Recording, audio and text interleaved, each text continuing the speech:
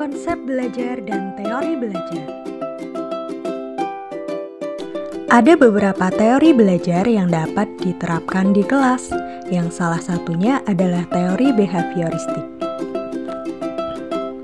Penerapan teori behavioristik pada pendidikan jenjang PAUD dan SD dilakukan dengan melatih kebiasaan baik, dikarenakan anak-anak sangat mudah meniru perilaku yang ada di lingkungannya, dan sangat suka dengan pujian. Sedangkan pada pendidikan menengah dapat diterapkan dalam pembelajaran yang dapat mengembangkan keterampilan, misalnya menari, berenang, olahraga, penggunaan komputer, dan lain sebagainya. Yang kedua, ada teori sosial kognitif. Penerapan teori sosial kognitif dalam kegiatan pembelajaran adalah ketika siswa A melakukan hal terpuji, misalnya membantu teman yang sedang kesulitan. Kemudian guru memberikan apresiasi.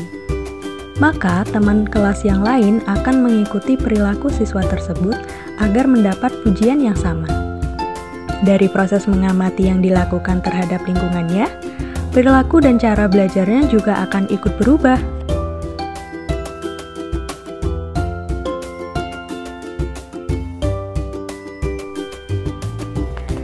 Teori yang ketiga ada teori konstruktivisme. Teori konstruktivisme dapat diterapkan di dalam kelas dengan cara guru mengajukan pertanyaan terbuka dan memberikan kesempatan beberapa waktu kepada siswa untuk merespon. Berpikir reflektif memerlukan waktu yang cukup dan seringkali atas dasar gagasan-gagasan dan komentar orang lain. Cara-cara guru mengajukan pertanyaan dan cara siswa merespon atau menjawabnya akan mendorong siswa mampu membangun keberhasilan dalam melakukan penyelidikan atas informasi yang diterimanya.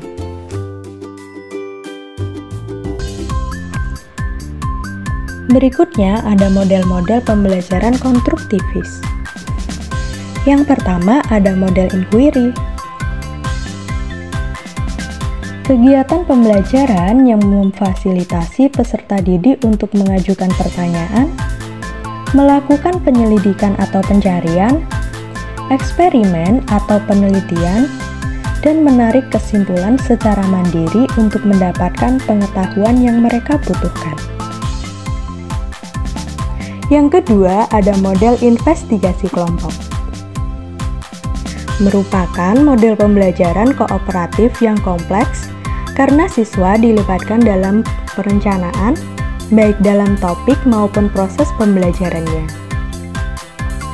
Hal yang membedakan model pembelajaran investigasi kelompok dengan pembelajaran lain adalah di fokus utamanya, yaitu siswa melakukan penyelidikan permasalahan atau topik khusus sehingga siswa dapat melakukan interaksi langsung dengan berbagai macam sumber, serta menghubungkannya dengan dunia nyata. Yang ketiga ada model jigsaw. Model pembelajaran kooperatif tipe jigsaw merupakan model pembelajaran yang membagi siswa ke dalam beberapa kelompok. Lalu, secara sistematis memecah kembali kelompok tersebut untuk berdiskusi dengan anggota kelompok lain dalam suatu bagian materi, dan kelompok khusus untuk kemudian kembali ke kelompok awal, serta menyampaikan hasil diskusinya dengan kelompok khusus tersebut. Lalu, pada pembelajaran ini terdapat masalah yang dihadapi siswa. Sebagai contoh, Tania, 7 tahun, memiliki kemampuan rendah dan keinginan yang rendah untuk sukses. Nah, dari permasalahan tersebut, masalah yang dihadapi Tania dapat diatasi dengan cara guru harus terus melakukan pendekatan secara lisan serta memberikan motivasi dan bimbingan kepada Tania agar dapat meningkatkan minat belajarnya. Kemudian Samuel, 10 tahun, yang bekerja keras untuk menjaga harga dirinya pada tingkat tinggi, tetapi memiliki rasa takut akan gagal yang kuat.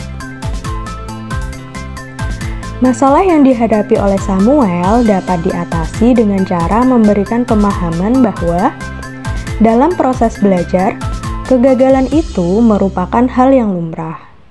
Akan tetapi, harus mau berusaha untuk bangkit dan belajar lebih giat untuk meningkatkan prestasinya.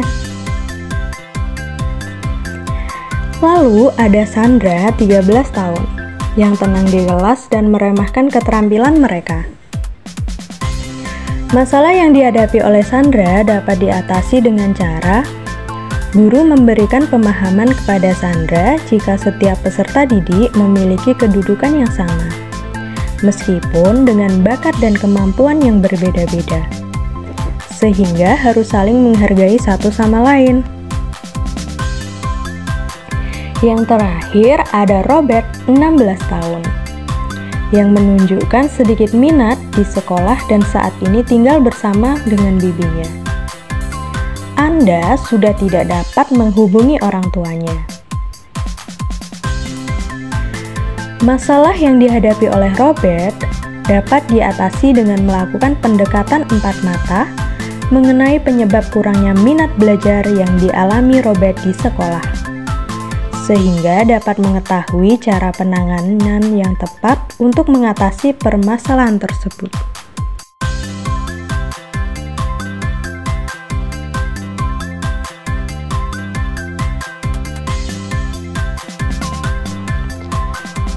Sekian penjelasan dari kelompok kami. Terima kasih. Semoga bermanfaat.